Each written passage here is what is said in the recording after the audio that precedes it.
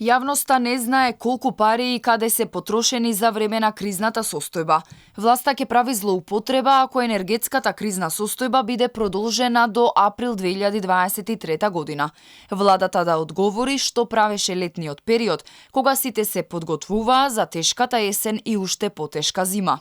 Дебатата на Собраниската комисија за одбрана се одвива во знакот на меѓусебни обвинувања, а опозицијата бара одговор зошто Македонија нема план Б за соочување со последиците. Треба да направиме пресметки, да видиме дали парите кои што државата ги потрошила даваат ефект или не даваат ефект. Дали на крајот на криштата рационално се потрошени или нерационално се потрошени, без да навлегувам и нема да навлегувам во некакви си сомневања за криминално дејание, кое што де факто, де јуре, формално, неформално го има во Република Македонија. Кризната состојба ќе овозможи креирање механизми за намалување на последиците.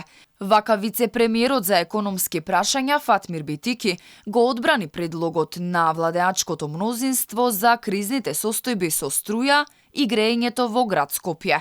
Битики изјави дека Македонија се справувала многу подобро отколку земите во регионот, а стопанствениците досега немале ниту минута недостаток на електрична енергија, освен во регионите каде може да има одредена хаварија. За намалените капацитети за производство на електрична енергија, прстот го впери кон опозицијата. Како можело да од ЕСМ компанија која што сте оставиле во суфицит, да го донесеме овде кај што сме го донеле?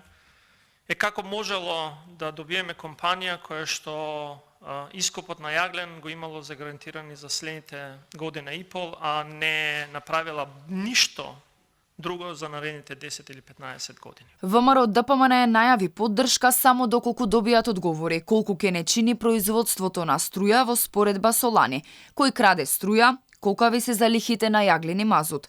За овие прашања деновиве тие ќе поднесат и барање за анкетна комисија.